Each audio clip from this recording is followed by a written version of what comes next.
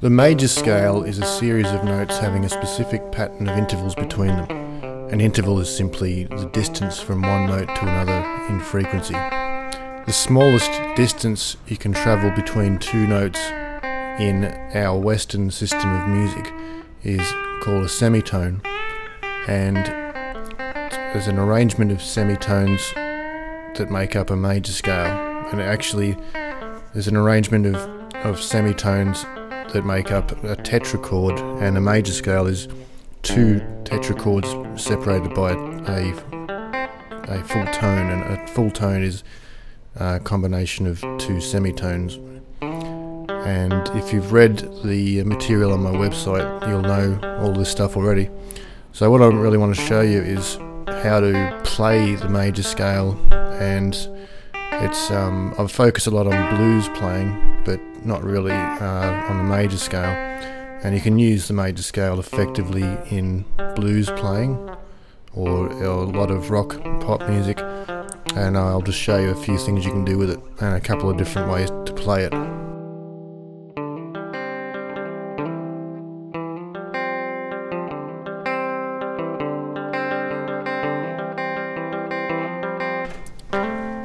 Now you could take the pattern of tones and semitones that make up the major scale, and you could play that pattern on one string like this.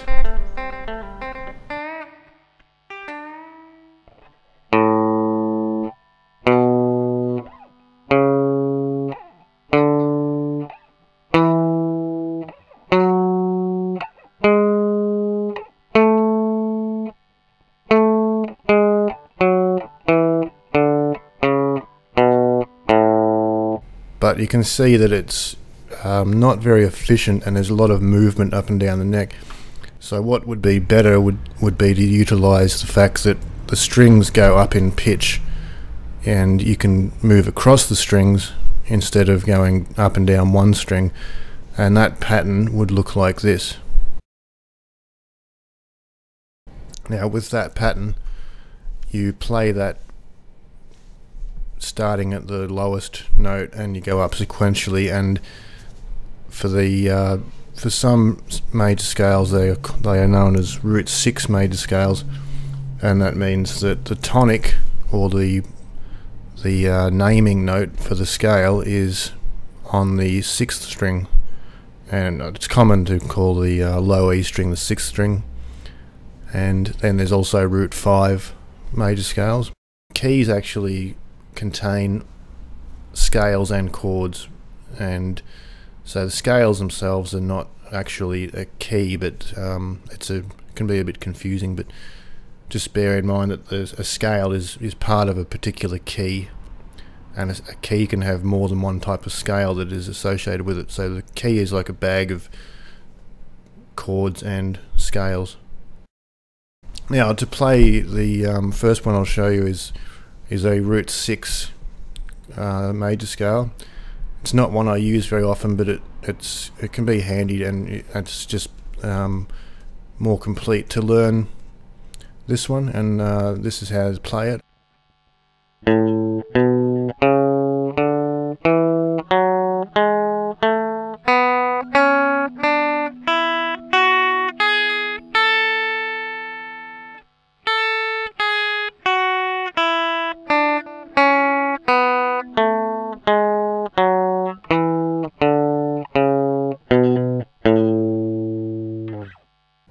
Now just to practice that one, it's important to play each note carefully and with the correct fingers, which is, for this particular one, each finger has its own fret, because the scale only spans 4 frets. So if you're using all 4 fingers, each finger has a particular fret, and get used to using each finger on its particular fret. I don't think you should be moving.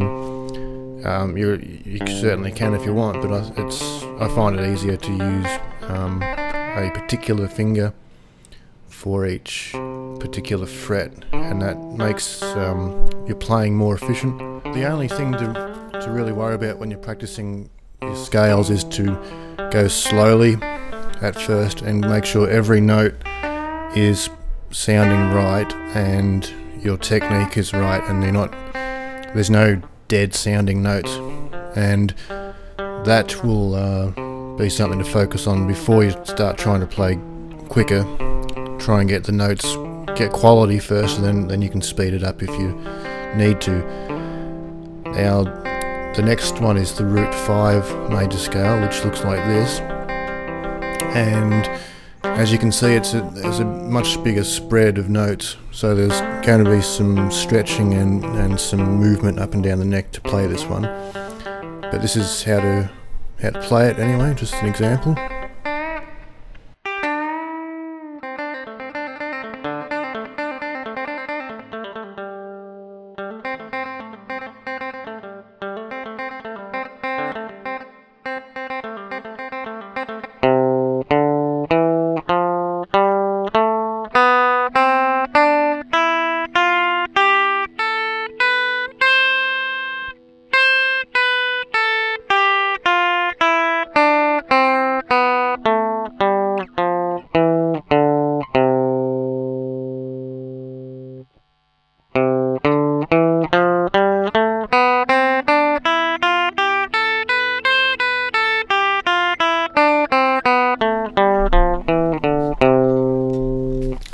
Now practice that one the same as the root 6, just start off very slowly, get it sounding good, play the notes correctly. The last segment of your fingers should be fairly vertical and 90 degrees to the fretboard, and do that slowly, and also get a metronome and start off at about 50 beats per minute or 60 or so, and play along with that. That's another important thing when you're learning guitar, is to get the rhythm solid as well. A lot of people I've heard haven't focused much on that side of it, and you can tell that. Now once you're comfortable with playing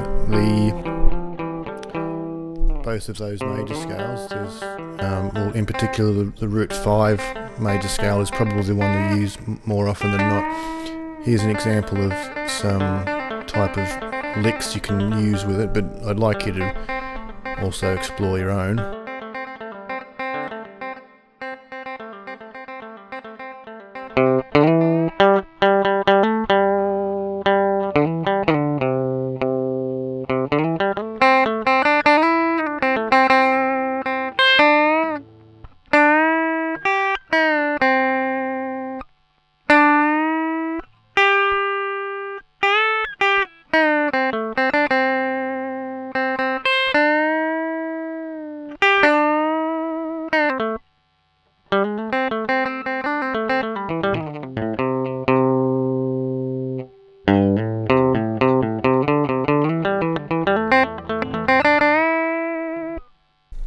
As you can see, there's a bit of sliding involved there, and there is a certain technique to it. The main thing is to maintain the pressure of the note and the position of your hand or your fingers, so that you're really just playing a note and you're just forcing your hand up, and you shouldn't be changing your finger position at all.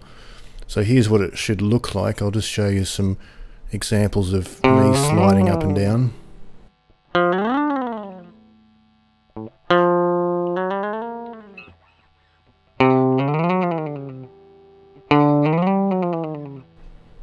And so once you get used to sliding, you'll find it works really well with the root 5 major scale. Because it's spread over so many frets, it makes it easy to incorporate slides. For now, just practice your scales and practice getting them nice and clean, and then once you can do that, practice them over a metronome or some type of drum machine. And if you go to the guitaraustralia.com, you can find I've made some audio files, that just some basic click tracks that you can play along with.